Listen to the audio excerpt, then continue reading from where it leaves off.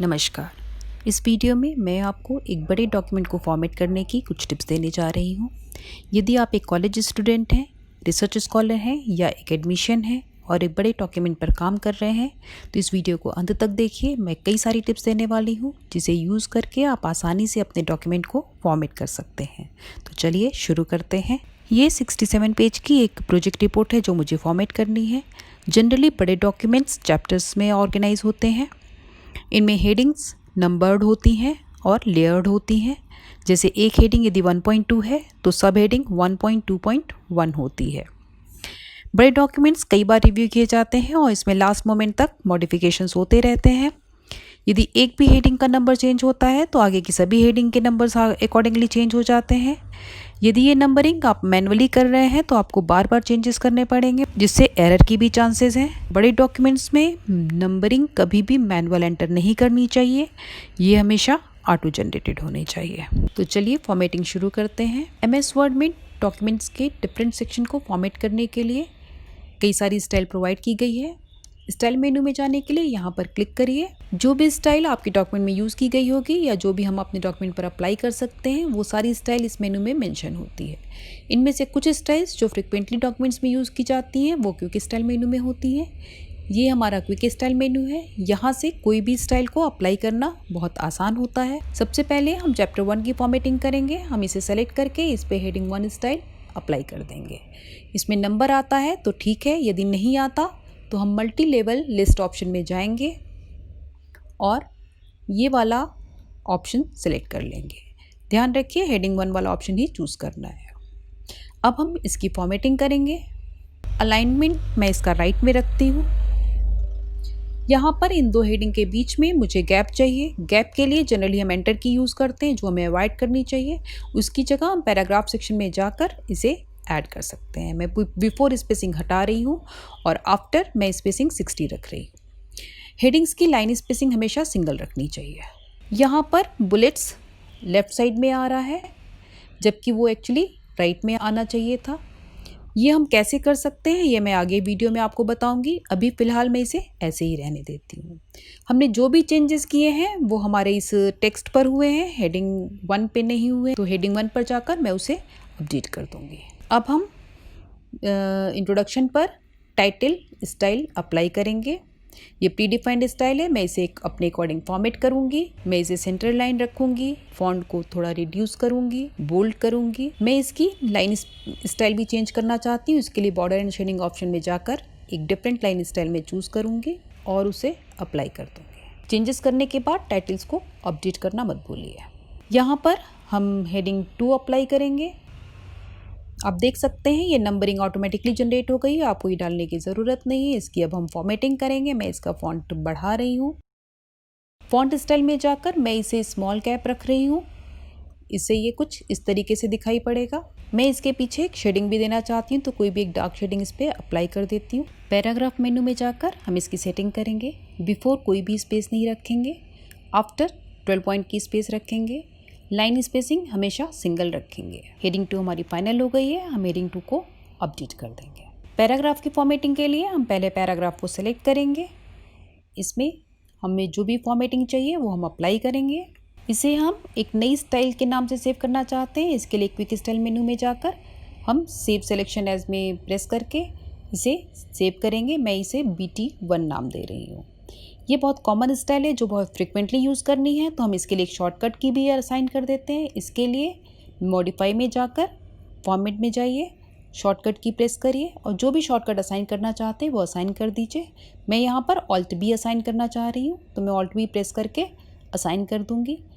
अब हमें जब भी ये स्टाइल अप्लाई करनी होगी हम टेक्स्ट को सेलेक्ट करके Alt B प्रेस करके ये स्टाइल अप्लाई कर सकते हैं।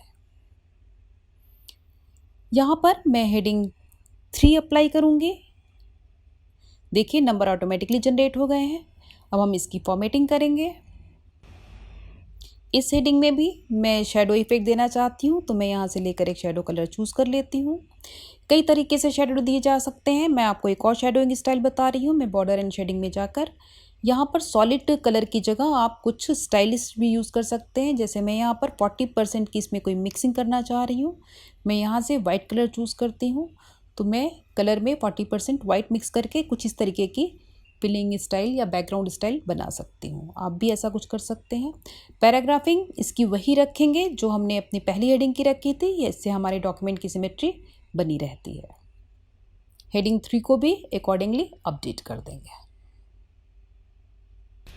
बुलेटेड टेक्स्ट के लिए भी हम टेक्स्ट को सेलेक्ट करेंगे, उसे फॉर्मेट करेंगे और स्टाइल लिस्ट पैरा को जाकर अपडेट कर देंगे। जहाँ भी हमें बुलेटेड टेक्स्ट को फॉर्मेट करना होगा हम लिस्ट पैरा स्टाइल अप्लाई कर देंगे। यह एक बुलेटेड टेक्स्ट है जो हमें फॉर्मेट करना है।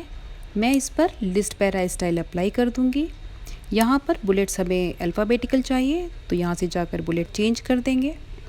यहाँ पर 2 बुलेट्स थी लेकिन अभी 4 बुलेट्स आ रही हैं। कभी भी ऐसा हो कि फॉर्मेटिंग वैसी नहीं हो रही है जैसी एक्सपेक्टेड है, इसका मतलब हो सकता है यहाँ कोई हिडन कैरेक्टर्स हो। आप इस सिंबल को प्रेस करके हिडन कैरेक्टर्स या पैराग्राफ मार्किंग देख सकते हैं। ये साइन एंटर की का है, यहाँ पर एक्स्ट्रा एंटर की प्रेस की गई है। ये डॉट साइन स्पेस का है, जितनी भी एक्स्ट्रा स्पेस या एंटर की है हम उसे डिलीट कर देंगे। यह बहुत ही यूज़फुल है। कई बार जब हम टेक्स्ट किसी और सोर्स से कॉपी करते हैं तो साथ में कुछ फॉर्मेटिंग कैरेक्टर्स भी कॉपी हो जाते हैं जो हमारी फॉर्मेटिंग को डिस्टर्ब करते हैं। इस नोटेशन को यूज़ करके हम हिडन कैरेक्टर्स को व्यू कर सकते हैं और अकॉर्डिंगली अपनी फॉर्मेटिंग इम्प्रूव कर सकते हैं। कई बार हमें नंबर्ड हेडिंग के अलावा कुछ और हेडिंग की भी ज़रूरत होती है। जैसे मैं यहाँ पर कुछ और हेडिंग स्टाइल चाहती हूँ तो मैं अपनी नई स्टाइल बना सकती हूँ। इसको मैंने एक नई स्टाइल चूज़ कर लिया, इसकी फॉर्मेटिंग कर ली और इसे मैं अब हेडिंग 4 नाम से सेव कर लेती हूँ। ये हमारी हेडिंग 4 हो गई। कई बार जब हम किसी नेक्स्ट टेक्स्ट पर हेडिंग 4 अप्लाई करते हैं तो वो पुरानी हेडिंग के नंबर से ही कंटिन्यूएशन में आगे नंबर जनरेट करता है।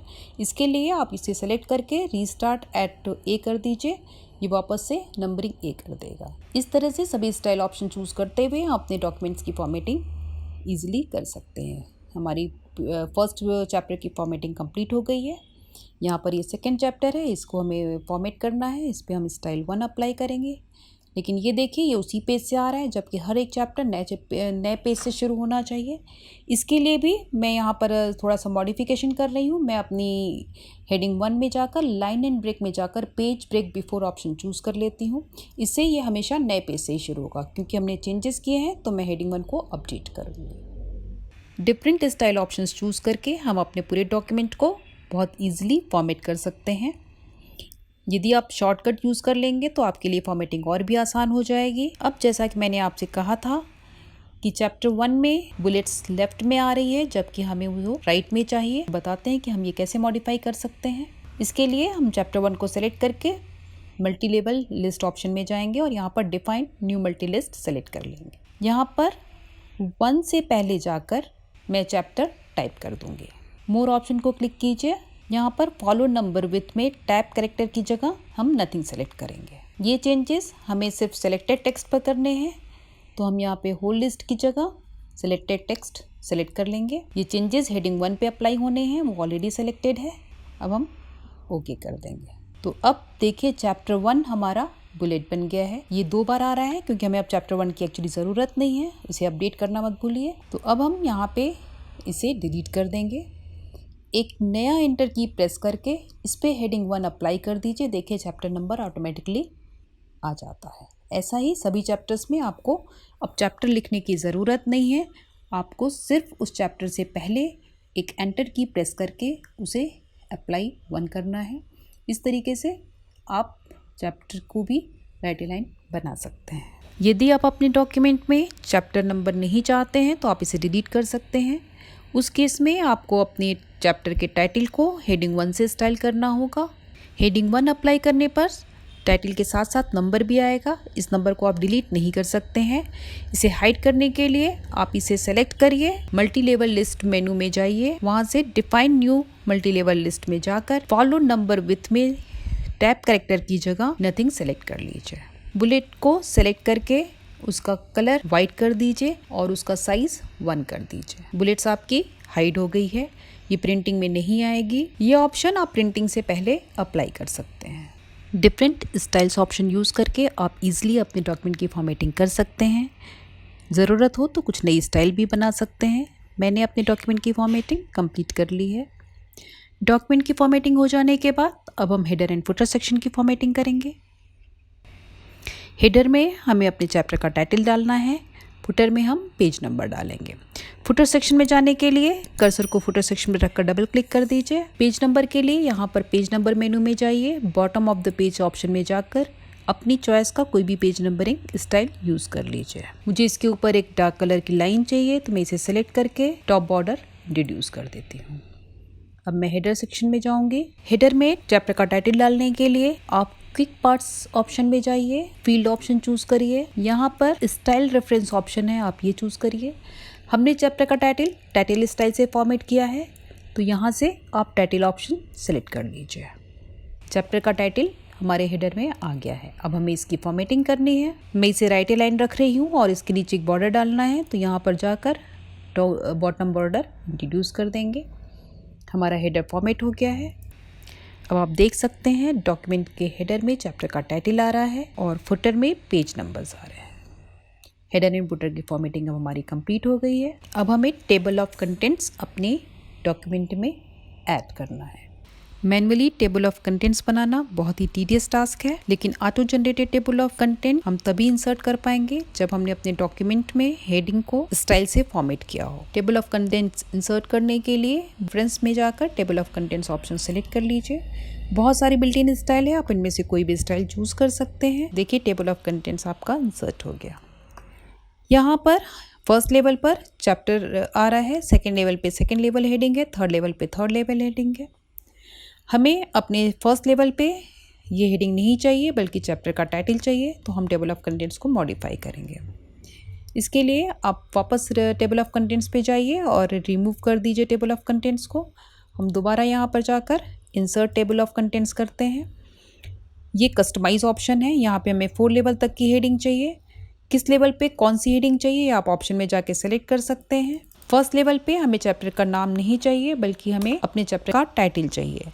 चैप्टर का टाइटल हमने टाइटल ऑप्शन से फॉर्मेट किया है तो हम टाइटल पर जाकर उसमें लेवल 1 डिफाइन कर देंगे। मॉडिफाई ऑप्शन में जाकर आप हर एक टेबल ऑफ कंटेंट्स की हेडिंग की फॉर्मेटिंग भी कर सकते हैं। टेबल ऑफ कंटेंट्स इंसर्ट हो गया है।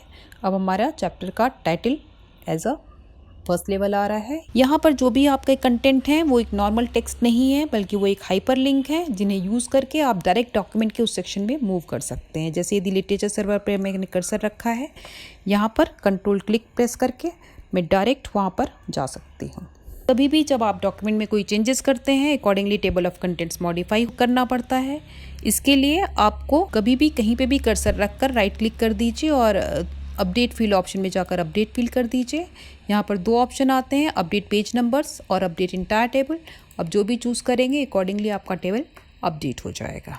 यहाँ पर अभी इसकी कोई हेडिंग नहीं आई है। हेडिंग इंसर्ट करने के लिए हम शुरू में यहाँ पर जाकर एक हेडिंग यहाँ पे इंसर्ट कर देते हैं। हम इस हेडिंग को टाइटल स्टाइल से फॉर्मेट कर देते हैं।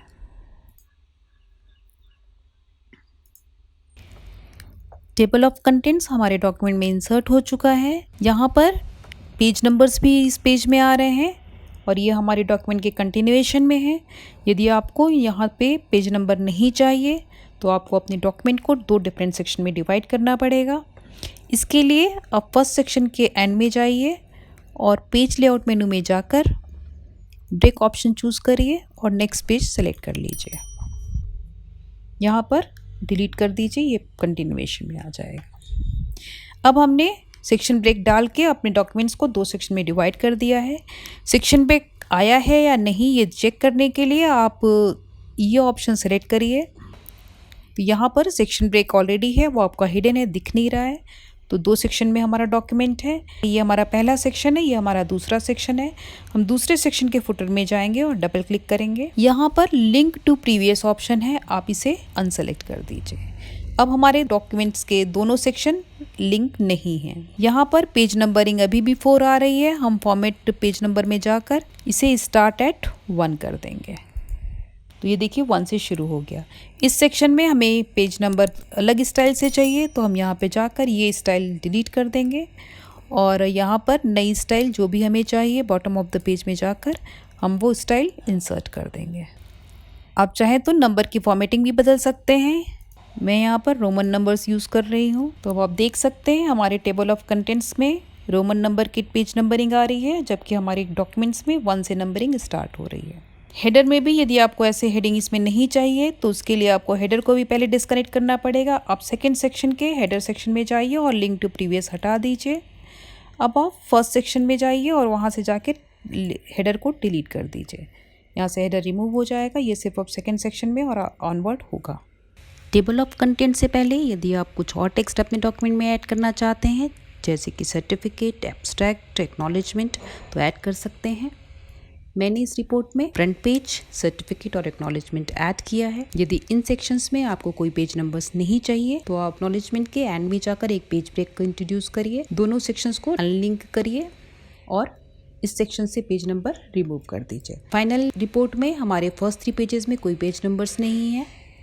नेक्स्ट 3 पेजेस में हमारे रोमन नंबर्स यूज़ हो रहे हैं और रेस्ट ऑफ द डॉक्यूमेंट्स में नॉर्मल पेज नंबरिंग यूज़ की गई है।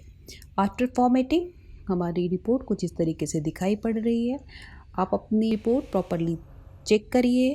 फाइनल हो जाने पर आप इसे यदि उसी सिस्टम से प्रिंट आउट ले रहे हैं तो ले सकते हैं। यदि आप किसी और सिस्टम से प्रिंट आउट लेने वाले हैं तो इसे सेव एज PDF कर लीजिए। PDF फाइल में फॉर्मेटिंग एज इट इज़ रहती है और वो PDF फाइल आप कहीं से भी प्रिंट आउट ले सकते हैं। फॉर्मेटिंग से रिलेटेड कुछ और टिप्स मैं अपने किसी अगले वीडियो में आपको दूंगी। यदि ये वीडियो आपको यूज़फुल लगा हो और फॉर्मेटिंग से रिलेटेड आपकी कोई भी क्वेरीज हो तो कमेंट सेक्शन में लिखकर मुझे ज़रूर बताइए, मैं उसे एड्रेस करूँगी। धन्यवाद।